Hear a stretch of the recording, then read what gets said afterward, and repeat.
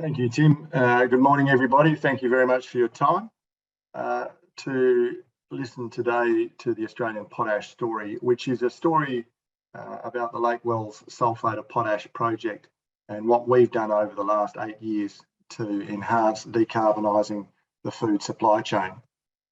Next slide, please. And we can probably skip through that one quite quickly. Just a very high-level overview.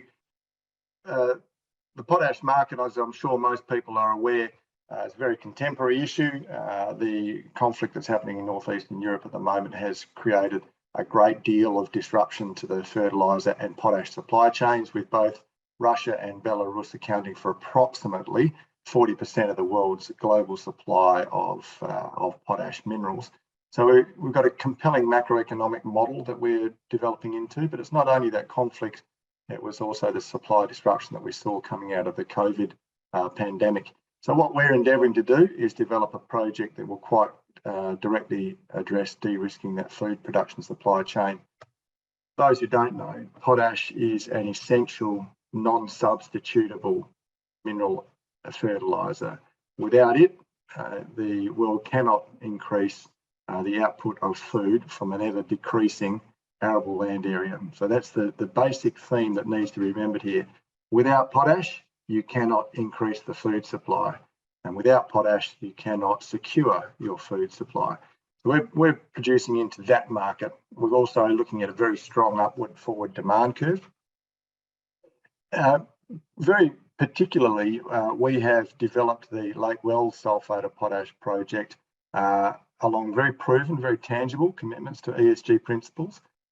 We've now got registered ESG funds sitting on our register, and we are actually targeting to get an ESG rating by the time we're in steady state operations. We do believe we present a compelling equity valuation opportunity. That is by virtue of the fact that we think that the retail market is over pricing the development risk on these projects. 90% of our production is under binding banked take or pay off take agreements, and we have about 70% of our debt target credit approved with Australian federal government concessionary debt facilities. We're in Western Australia. We probably don't need to remind many people what Western Australia represents. Next slide, please. On the project specifics itself, this project does carry a best-in-class mineral resource. It's the largest measured JORC compliant resource in Western Australia. It alone is approximately 6 times larger than all of the other measured resources combined, with an 18.1 million tonnes contained SOP.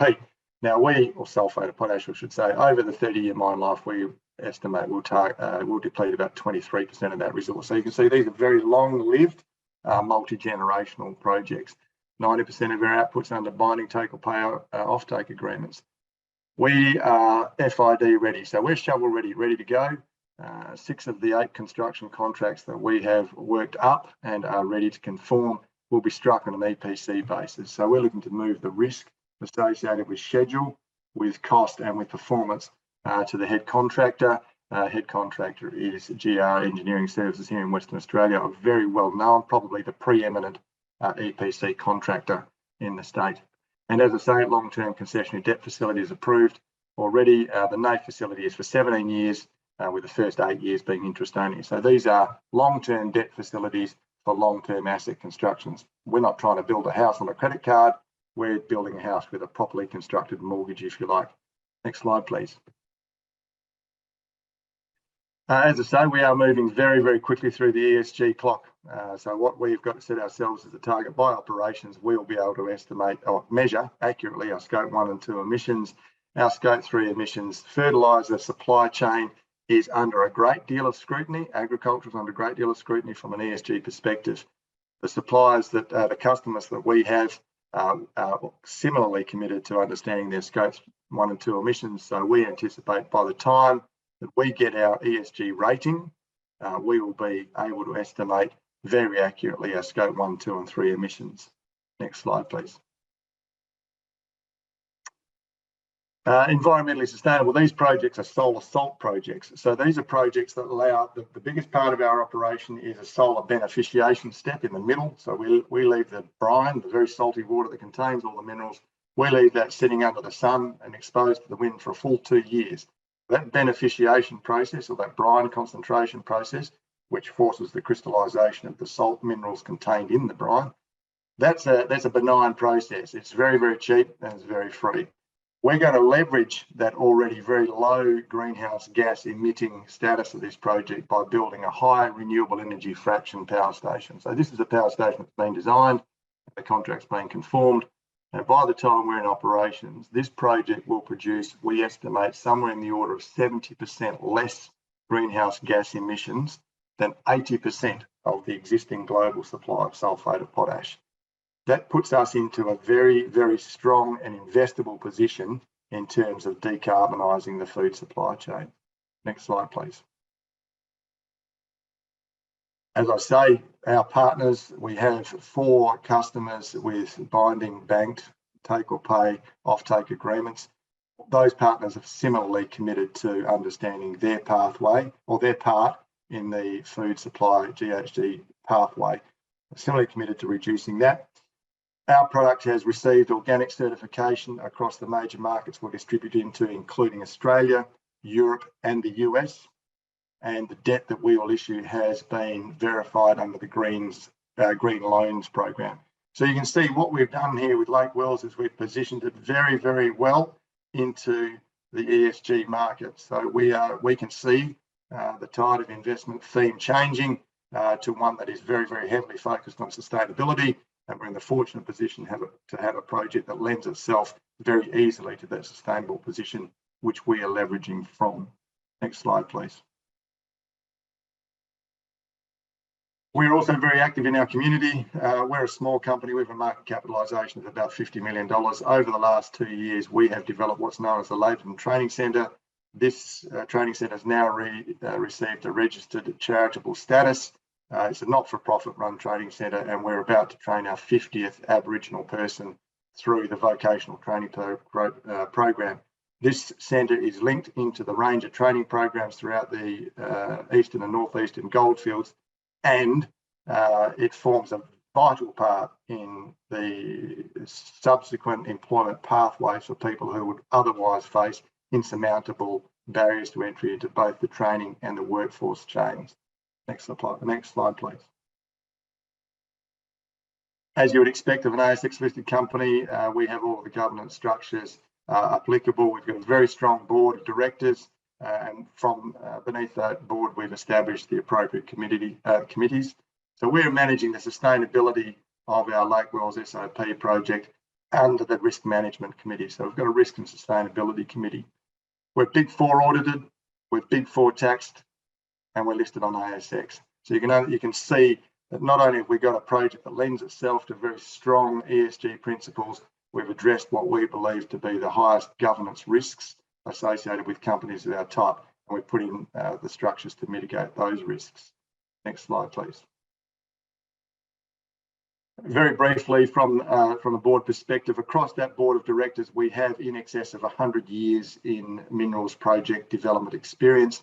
Rep Brown's, our project director alone, has developed over 65 minerals projects on many, many continents around the world in many, many different commodities. So we think from the board perspective, we certainly have the expertise and the experience to manage the development and the operation of a solar salt project. Natalia Streltsova is a process chemist. From a management team perspective, Tony Dominkovic comes in as our project manager. He comes to us from Geoengineering Services, our head contractor, and he has experience of working on the SOP projects being constructed here in Western Australia. And Ryan Duncan, our technical manager, was for 10 years working with Rio Tinto.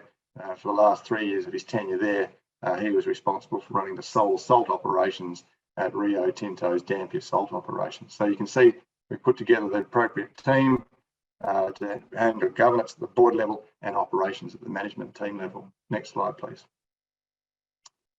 Very briefly, we're 500 kilometres northeast of Kalgoorlie. We own 100% of the project. We'll produce 170,000 tonnes per annum of SOP, which is about 2.5% of the global supply.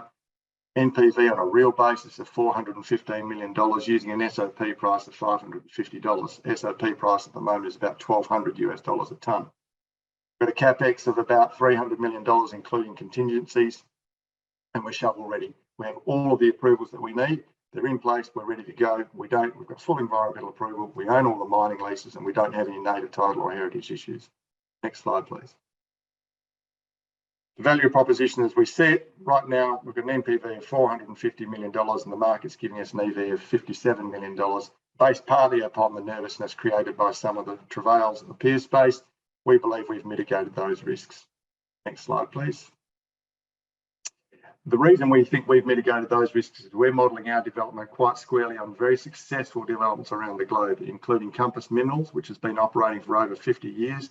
We have the same process engineers that Compass Minerals have, and we're using their consultant that was their general manager for operations for 8 years. So we believe we've tapped into the right successful projects, not only to execute the development of our project, but also to establish our operational strategy. Next slide, please. Potash market is going crazy. This is thankfully, well, I shouldn't say that. That's a crude thing to say, but the conflict that's happening in Northern Europe at the moment has created an awful lot of attention on potash. It's because potash is essential and non-substitutable. However, underlying that is the increasing population theme. You cannot feed an increasing population with the same area of land unless you apply more potash. Potash is the limiting fertiliser agent in increasing food supply. Next slide, please. And if we can just flick to the next one. So we believe that, in conclusion, that the Blackwell sulphate of potash project is a substantial valuation opportunity because there's been a misguided risk weighting. Potash is an essential element and sulphate of potash is the premium form of that essential element. We're in a very good place in WA and we're positioned to be a global leader in SOP production. We have got the premier SOP project amongst the crop here in Western Australia, and we're shovel ready and we're supported by very long-term, very secure federal government debt. Thanks very much, Tim. Thanks, Matt. Thanks for your time. You'd be pleased to know that we had a potash article on ShareCafe, which was the #1 article last year, which surprised all of us. So there's obviously a lot of investor interest in this space. Now, on your register, you've got Mark Creasy, who's obviously a well-known mining entrepreneur. How did he come on board? Mark has got ground, well, Mark's got ground everywhere, as we all know, but some of the ground that Mark's got is out our way. And I've started speaking to Mark in about 2014. Some of the ground that he had allowed us to expand the scale of our project. So we did a transaction that brought him on as our largest shareholder. And Mark's been very supportive of Australian potash ever since that, and continues to be so. Yeah, I must note that Kerry Stokes is out there, I believe, too, in the potash space in Western Australia. Now, when you say you're shovel ready, and there's 2 questions here on that, when will production commence? So it's from final investment decision or from the commencement of execution, it's 27 months until we produce potash. And so we're targeting a 36-month time frame to get into steady state operations. So we're targeting the end of 2024. And within the sector, and you did touch on this, there's been a couple of casualties, more from a technology perspective. Can you talk more about your tech partner and your testing of your technology in terms of process? Yeah, sure. I suppose a couple of things about that. These projects do work, and there are many, many examples of them working successfully around the world. There are many examples of them working successfully using the technology that the 2 peer companies are using. What we didn't see with either of those companies was the appropriate management framework around the execution strategy. The partners that we're using, however, from a technology perspective, we use a firm named NovaPro as our process engineers. They're based in Canada and they do lots of consulting work around the salt space and the SOP space, including 2 Compass Minerals. And we're also consulting with a fellow by the name of Corey Milne, who ran Compass Minerals Ogden operation for 8 years. These are operations that need to have very highly qualified, skilled professional chemists operating them. These aren't your average gold mine with a bunch of millies running around operating a site. These are very, very sophisticated operations, and you need to have top flight people running them. That's why we've had to go overseas for that expertise. And obviously the Western Australian government has kind of some faith in the industry because they've just recently announced a 5% royalty on local potash producers. How do you feel about this? Oh, look, there's a conversation that we've been having for some time. There's no doubt everybody would like a cheaper royalty. There is a point, however, where the government needs to manage their budgets and apportion funding appropriately. I think that conversation is still ongoing. They have shown a willingness to support the early startup stage of these operations, which is very encouraging. And we're looking forward to that being extended to the balance of the industry.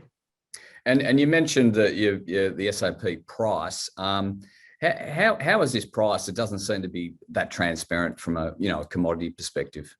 So the pricing for SOP is really underpinned by an industrial process called the Mannheim process. The Mannheim process is where they take muriate potash, which is the red potash that the Canadians produce and that the Jansen mine will produce. They take that potassium chloride and apply about 450 degrees centigrade to it, put sulfuric acid with it, and they create sulfate of potash. Now, that is the marginal cost producer in the industry. That process costs about $150 to $200 a tonne, depending on the cost of your inputs. So therefore, SOP generally trades between $200 to $250 a tonne more than SOP. That's the underpinning for the pricing mechanism for SOP when you ignore the supply-demand metrics that we're seeing at the moment. And Matt, just finally, you touched on the strong ESG principles of your potash process, and you mentioned a rating. So, how do you get to that next stage in terms of having an ESG rating?